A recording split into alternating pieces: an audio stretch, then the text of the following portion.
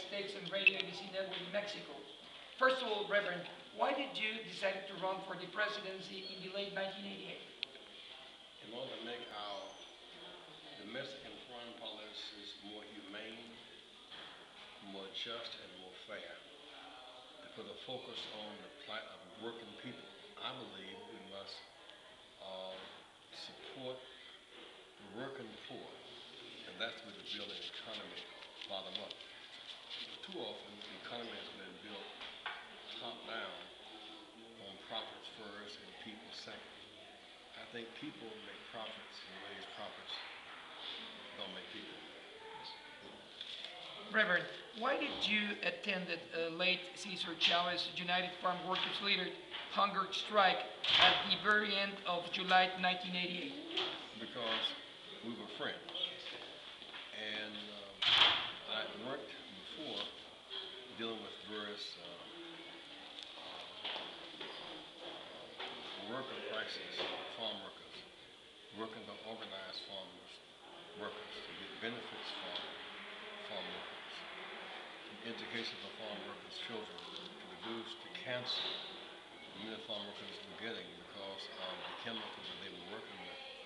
And when Caesar was on his last fast, and no one could convince him to stop it when it was detrimental to his health, I urged him to transfer the fast to me. So I took on Chavez's fast.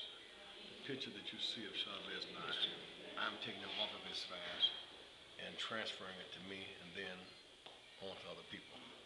I still remember, Reverend, while attending that meeting at Los 40 Acres, that you said, yes, we can. Yes, we can. Remember, Reverend? Yes. Sir, do you really think Americans are well prepared to be governed by the leader of minorities? Yes. And more we see transracial voting, people voting beyond races, beyond gender.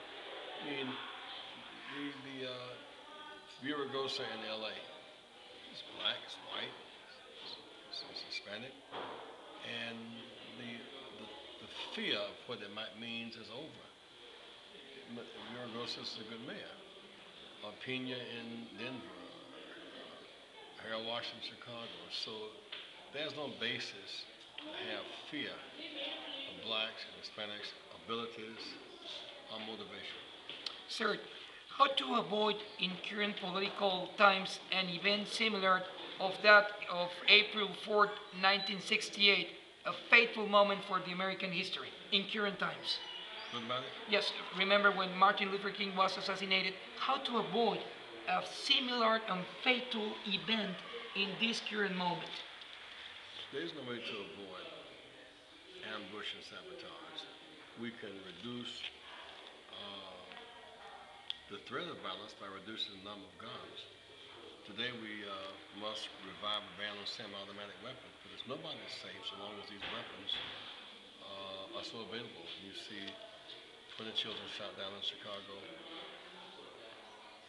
30,000 Americans die a year from gunfire. So we must reduce these access to guns and drugs. What went, according to your point of view, Reverend, what went wrong with both J.C. Jackson and Vernon Jordan, former U.S. ambassador before the United Nations, in his possibilities of becoming president of the United States? Andrea? Vernon Jordan.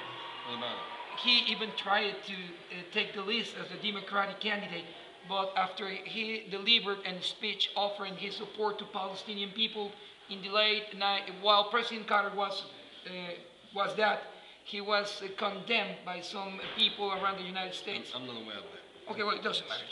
Sorry, I'm sorry.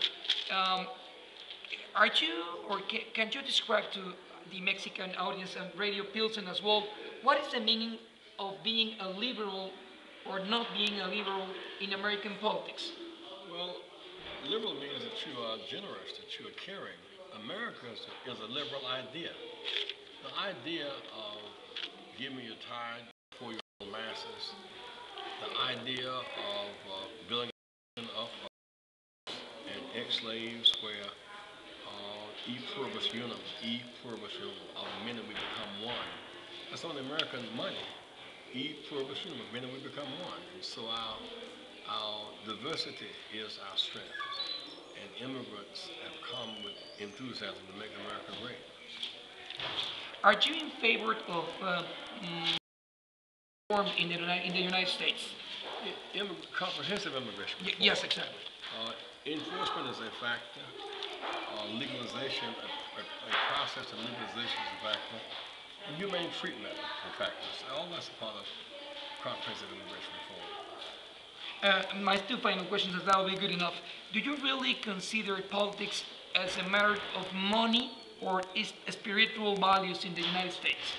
Well, you run to assert spiritual values. It costs some money. When I ran, for example, we raised $17 million and got 1,200 delegates. But we were arguing values, the rainbow values, a multiracial, multicultural society, values, adequate education for children, equal, high-funded access to education and health care, a decent house. I mean, these are values that should drive our politics. I see what you mean. Well, Reverend, thanks very much for allowing this interview, and I would like you to be our grandfather for